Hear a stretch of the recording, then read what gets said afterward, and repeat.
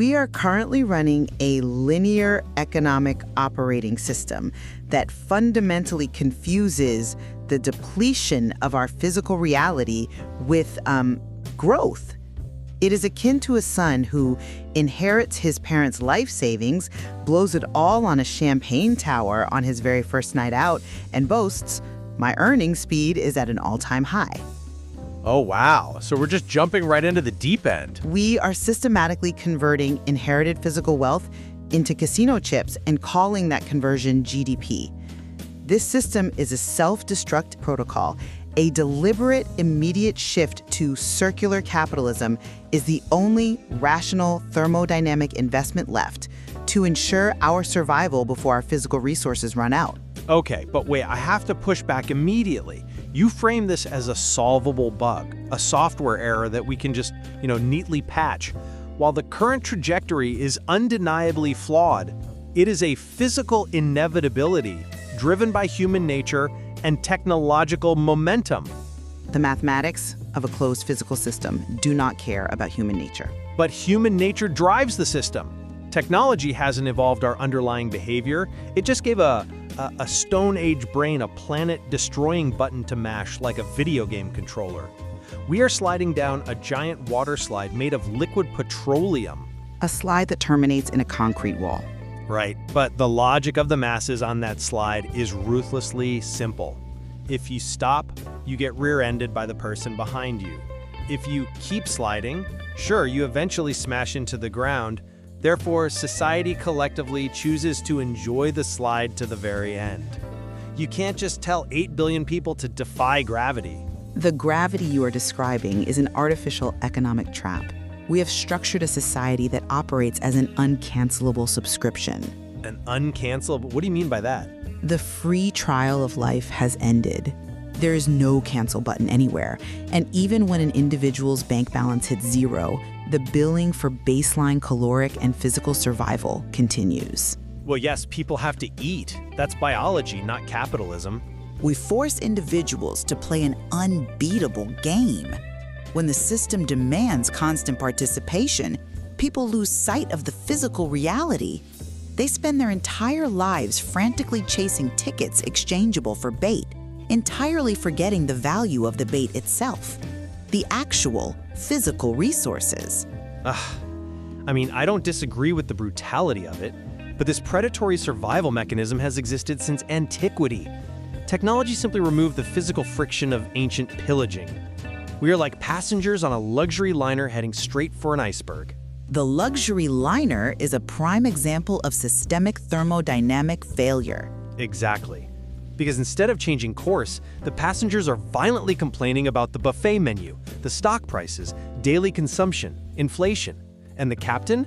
The captain is just burning extra fuel to brighten the lights on the dance floor. They are pacifying the masses with digital wealth illusions. Burning fuel to illuminate a sinking ship accelerates the fatal OS crash. Poverty and crime aren't moral failings of the passengers. They are forced errors generated by a system that demands infinite extraction from a finite hull.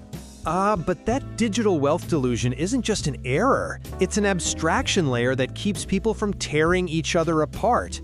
If you strip away that illusion, you don't get a peaceful transition to your circular capitalism. You get savage warfare over the remaining buffet food. Warfare over remaining resources is a symptom of the linear model. Circular capitalism actively decouples survival from raw extraction. But you are acting like humanity has the capacity to prioritize long-term infrastructure over short-term survival. We have a school of fish mentality. Humanity is acting exactly like a person whose smartphone is at 2% battery. The battery indicator is a physical absolute. Right, and what do people do at 2%? Instead of opening the map app to find a charger, which in our case is a permanent energy infrastructure like nuclear fusion, they are desperately using the last bit of power to take selfies for social media. We are totally incapable of stopping. Which exposes the fatal flaw in relying on external solutions while ignoring our internal thermodynamic budget. Our current behavior is the equivalent of a man who lost his entire fortune at a casino betting his very last chip. Betting the last chip on what? Crude oil. He bets his final chip while praying that oil will magically gush from the empty lot next door. Space exploration and asteroid mining operate on this exact closed system delusion. Oh, I see. You're talking about the fantasy that we can just find another Earth. Mars does not have millions of years of compressed biological savings. The moon does not have it. We must use our remaining 2% battery to build a permanent solution here on this planet.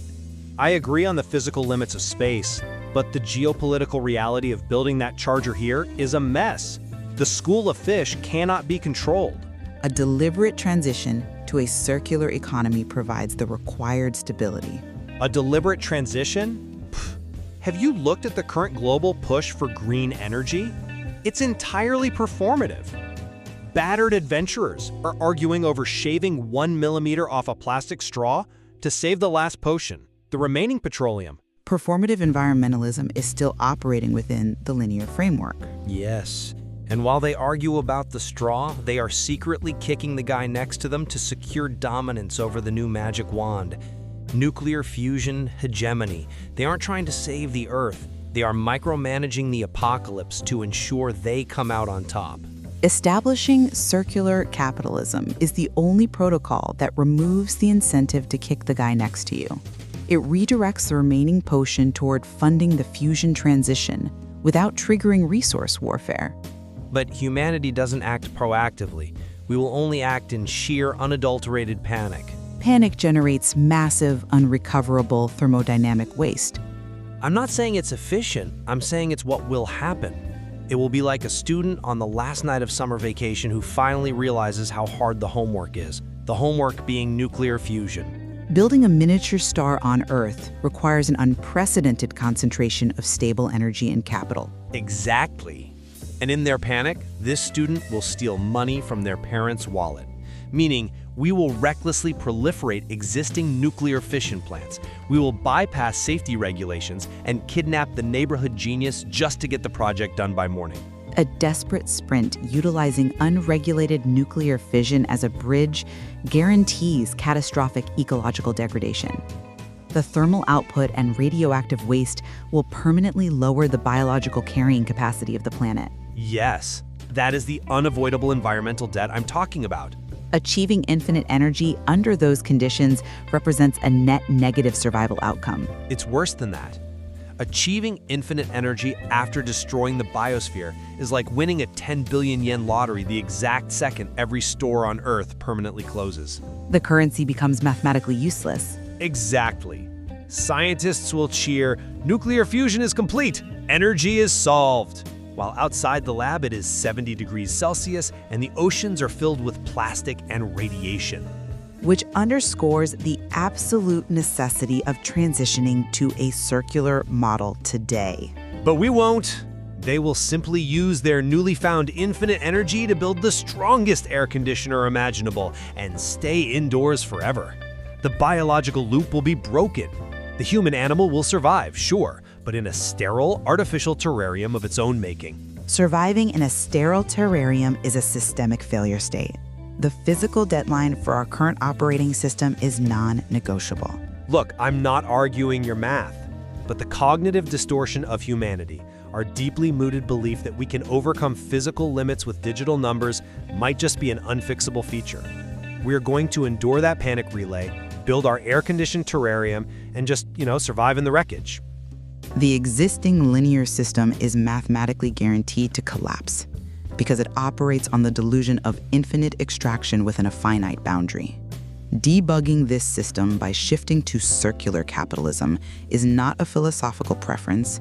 It is the only rational investment left to ensure we have a functional biosphere when the next energy paradigm is unlocked. The debate ends when the physical battery dies. Thank you for joining us.